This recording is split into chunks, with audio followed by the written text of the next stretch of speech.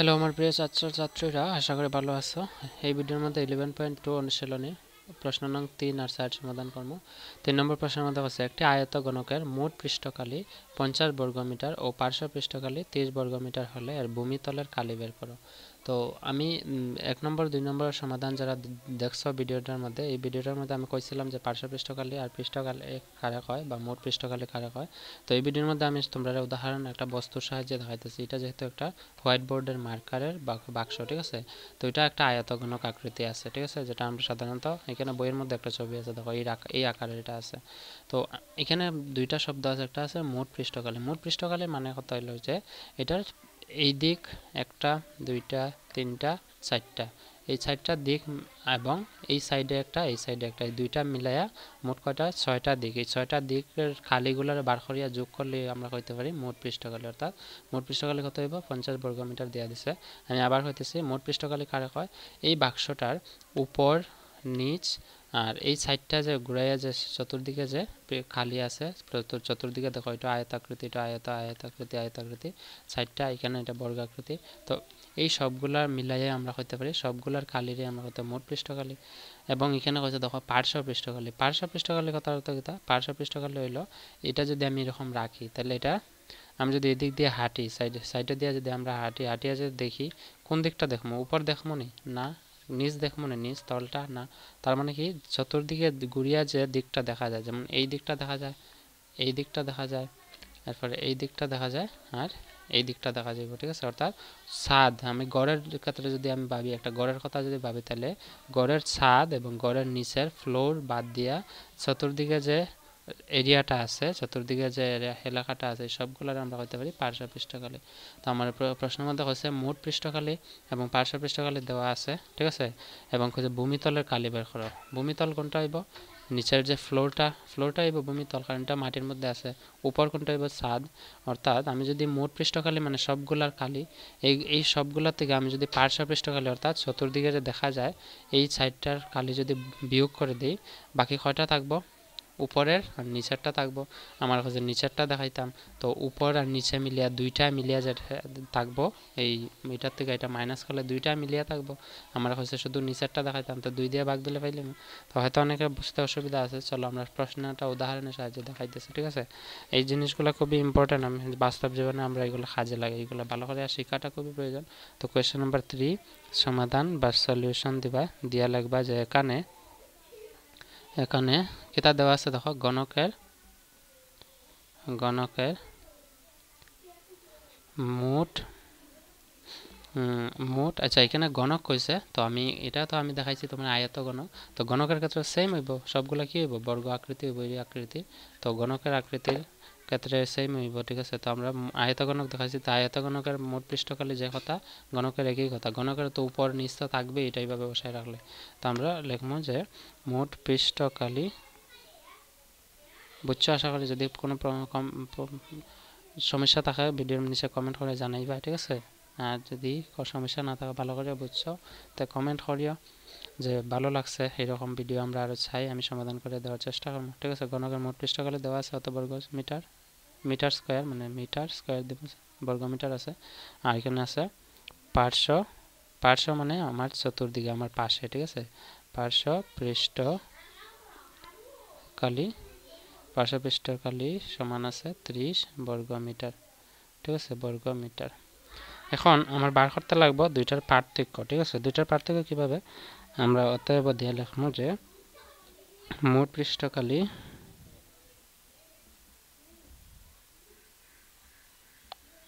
এবং পার্শ্ব পৃষ্ঠকালির, মোট পৃষ্ঠকালি এবং পার্শ্ব পৃষ্ঠকালির পার্থক্য সমান। এখানে দেবো, এদিকে জায়গা নাই, তোমরা এইরকম লিখে এখানে সমান দিবা, যদি জায়গা না থাকে নিচে। তো আমরা পার্থক্যটা কীভাবে বার করবো? তার যে মোট পৃষ্ঠকালি, মানে এটার যে মোট সব পৃষ্ঠ মানে সবগুলা মিলাই কিতা মোট পৃষ্ঠকালি। তো এটার হয়েছে কিতা পার্থক্যটা বার করতাম, পার্শ্ব পৃষ্ঠকালির পার্থক্য বার করতাম। পার্শ্ব পৃষ্ঠকালি কোনটা? ওই যে সাইডটা, এদিকে দাঁড়াইলে একটা দেখুন, এদিকে একটা, এইদিকে একটা আর এইদিকে একটা, সাইডটা, ঠিক আছে। এই সাইডটার কালি তো আমরা লিখবো যে মোট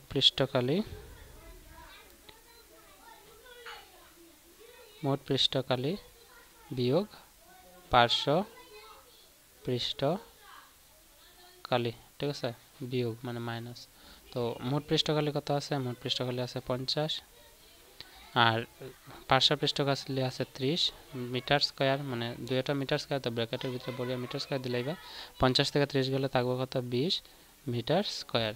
তো আমার প্রশ্নের মধ্যে কি থাকছে? প্রশ্নের মধ্যে হচ্ছে ভূমিতলের কালি। তো ভূমিতল মানে কি?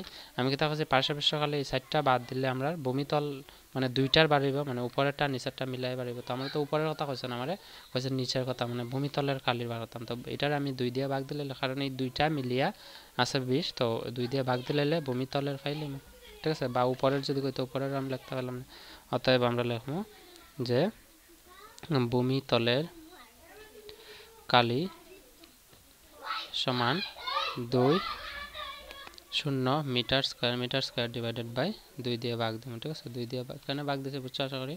তো 2 দিয়ে ভাগ দিলে আমরা 10 দুগুণে পাইবো 20, ঠিক আছে, অর্থাৎ 10 মিটার স্কয়ার হবে এটার রাইট আনসার।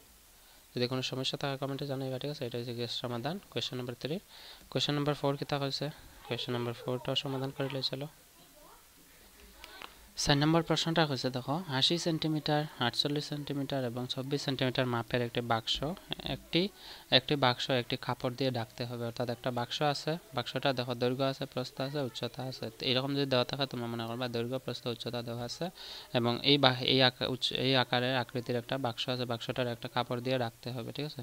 এখন যদি কাপড়টির প্রস্থ আছে 96 সেন্টিমিটার, তাহলে 100টা বাক্স ঢাকতে কত মিটার কাপড়ের প্রয়োজন? তো প্রথমে আমরা দৈর্ঘ্য, প্রস্থ, উচ্চতা দিয়া এই বাক্সটার কালি বার করব। বাক্সটার কালি মানে বাক্সটার মোট পৃষ্ঠকালি বার করব, এইগুলো দিয়া। তারপরে এখানে দেখো কইছে একটা কাপড়টার প্রস্থ দেওয়া আছে 96 সেন্টিমিটার, অর্থাৎ কাপড়টার প্রস্থ দেওয়া আছে, দৈর্ঘ্য দেওয়া নাই। তো দৈর্ঘ্য বার করতে পারবো কেমনে বার করবো?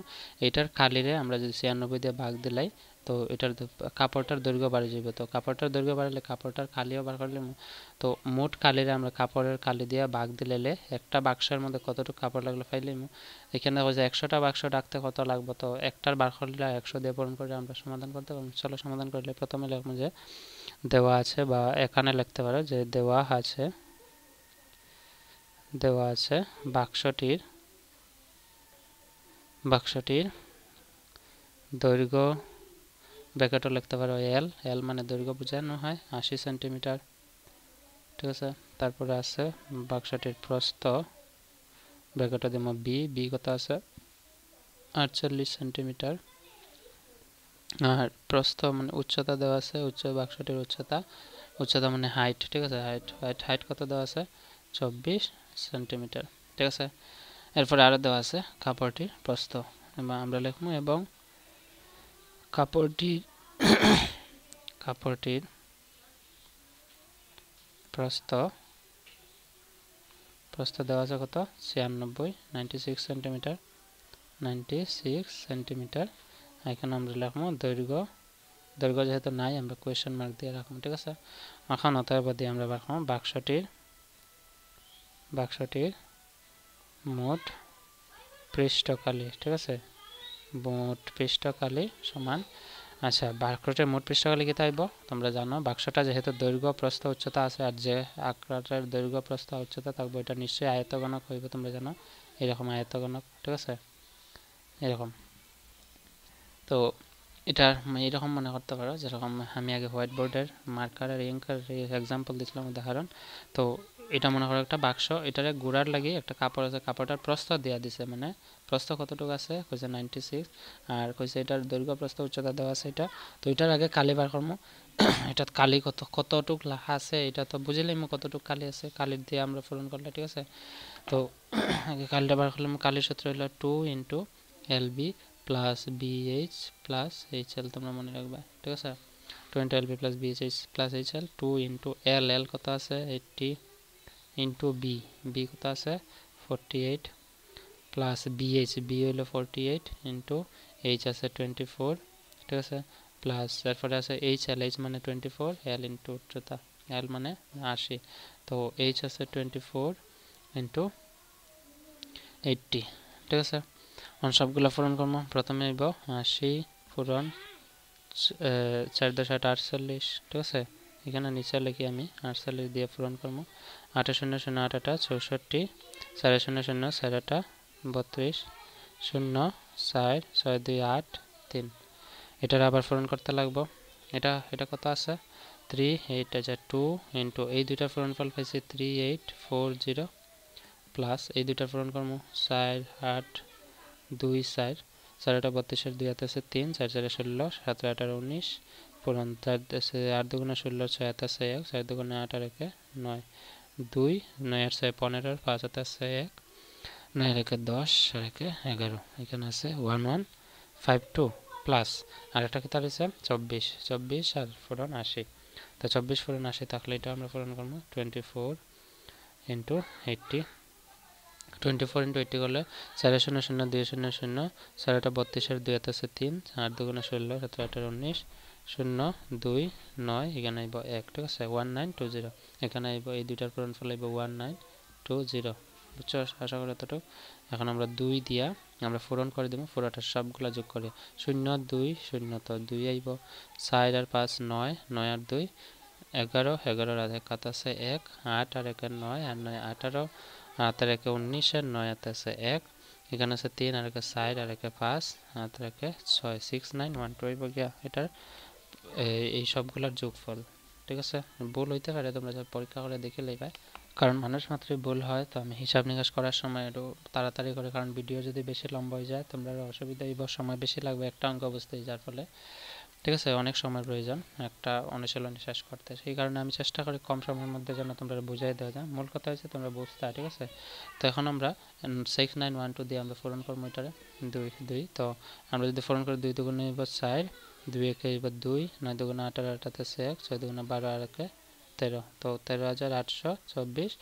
সবগুলো সেন্টিমিটার আছে তো এটা কি হইব খালি যেহেতু খালি মানে সেন্টিমিটার স্কয়ার ঠিক আছে এটা হইছে আমরা বার করছি এটা কি তাইছে এটা বাক্সটার মোট পৃষ্ঠকালি বার করছে এখন আমরা বার করতে লাগবে কি তা যে আমরা এখানে কইছে এই বাক্সটা ঘুরতে মানে এই কালির বাক্সটা ঘুরতে এই কাপড় দিয়ে ঘুরতে আমার কাপড়টার প্রস্থ আছে 96 তো কাপড়টারও কালি বার করতে লাগবে কাপড়টার কালি দিয়ে এটার কালির ভাগ দিলেই পাইলেই কতটুকু কাপড়ের প্রয়োজন লাগবে ঠিক আছে তো চলো আমরা প্রথমে এটা উঠাইলাম মেইন কপির মধ্যে নেক্সট পেজে আমরা কাপড়ের কালিটা দৈর্ঘ্যটা বার করব আমরা লিখব যে এখন আমরা কাপড়টা দেওয়া যে ছিল আচ্ছা কাপড় কাপড়ের প্রস্থ দেওয়া আছে আমরা লিখব কাপড়ের প্রস্থ সমান প্রস্থ কত ছিল 96 সেন্টিমিটার ঠিক আছে আমরা লিখব 96 সেন্টিমিটার আর কাপড়ের দৈর্ঘ্য আমার দৈর্ঘ্য তো লাগবে দৈর্ঘ্য যদি কালি বার করতে লাগে তো দৈর্ঘ্য আমার এক কাজ করব আমরা দৈর্ঘ্য আমরা ওই যে এটা বার করছি এটা কিটা বার করছি যে মোট বাক্সটার কালি বার করছি এটারে আমরা কাপড়ের প্রস্থ দিয়ে ভাগ দিলে দৈর্ঘ্য পাইলাম ঠিক আছে মোট কালি কত পাইছে দেখো মোট কালিটা আছে 13824 13824 ঠিক আছে দেখো 12834 এখন আমরা 13824 এর ভাগ দিলাম 96 দিয়ে 13824 তাহলে আমরা 96 দিয়ে ভাগ দেব ঠিক আছে চলো ভাগ দিয়ে দেখে লাই 13824 96 দিয়ে ভাগ দিলে প্রথমে আমরা 1 দিয়ে যদি ভাগ দিই 96 96 একে 96 কত আছে 8 থেকে 6 গেলে থাকবে 2 3 থেকে 9 যাইতো না এখানে 13 থেকে 9 গেলে হইব 60 ঠিক আছে 42 তো 96 দিয়ে 42 যাইতো না লামাইমা 2 আমরা যদি এটারে 4 দিয়ে ভাগ দিই 4 6 24 এর 60 হাতে আছে 2 দেখিলে ভাগ দিয়ে 4 9 37 37 38 384 5 দিয়ে দিলে 422 থেকে বড় হয়ে যাবে ঠিক আছে 4 6 24 এর 60 আছে 2 4 9 37 38 তা 2 থেকে 4 যেতে না এখান থেকে নিলে 12 থেকে 4 গেলে 8 এখানে আছে 1 এখান থেকে 1 থেকে 8 যেতে না এখান থেকে নিলে 11 11 থেকে 8 গেলে 3 এখানে আছে 3 3 থেকে 3 গেলে 0 আছে 38 38 এ আমরা এখন 38 তো 96 দিয়ে ভাগ যেতে না আবার লামাইমা 4 আছে আবার দেখো আমরা 4 দিয়ে পূরণ দেওয়া 384 পাইছিলাম এখন 4 দিয়ে পূরণ দিলে আমরা 384 পাইলাম 0 আই যাব অর্থাৎ 144 आंसर হবে 144 সেন্টিমিটার ঠিক আছে বুঝছো আশা করি তোমরা এটা হইছে গিয়া কাপড়ের দৈর্ঘ্য এখন দেখো আমরা এটারে কাপড়ের খালি বলতে কাপড়টার খালি আমরা বার না করে আমরা এটার শর্টকাট সমাধান করতে পারি কিভাবে যেমন এটার দেখো প্রস্থ ছিল 96 তো আমার তো প্রস্থ প্রয়োজন নেই আমার লাগে কি দৈর্ঘ্য যদি বার করে লাই যে একটা কাপড়ের দৈর্ঘ্য কতটুকু আছে 144 সেন্টিমিটার ঠিক আছে এখন আমার একটা বাক্স যদি ঘুরতে আমার কতটুকু কাপড় লাগে 146 সেন্টিমিটার দৈর্ঘ্যের একটা কাপড় লাগে, প্রস্থ তো আছেই 90, তো দৈর্ঘ্যের যদি কাপড় লাগে তাহলে আমার প্রশ্নের মধ্যে বলছে 100টা বাক্স, তো আমরা লিখবো যে 100টি বাক্স ঢাকার জন্য 100টি বাক্স ঢাকার জন্য 100টি বাক্স ঢাকার জন্য মোট কাপড়ের প্রয়োজন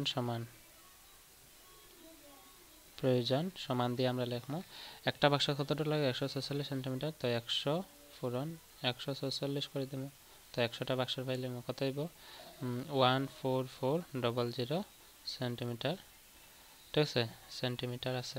তো আমরা কইছে দেখো প্রশ্নের মধ্যে কি থাকে যে 100টা বাক্স ঢাকতে কত মিটার কাপড়ের প্রয়োজন, আমরা আনসার করতে পারিছে 1400 সেন্টিমিটারে, 1400 1 লাখ কত আছে 1 লাখ না 14400 সেন্টিমিটার আছে, 14400 সেন্টিমিটার কাপড় লাগে 100টা বাক্স করতে, কিন্তু আমরা কইছে মিটারে কইতাম, মিটারে কত মিটার, তো আমরা জানি যে 1 সেন্টিমিটার থেকে আমরা যদি মিটারে যেতে চাই, তো 1 সেন্টিমিটার থেকে মিটারে গেলে আমরা 100 দিয়া এটারে ভাগ দিতে লাগে, মানে 1/100, এটা কত মিটার হইব 0.01 মিটার।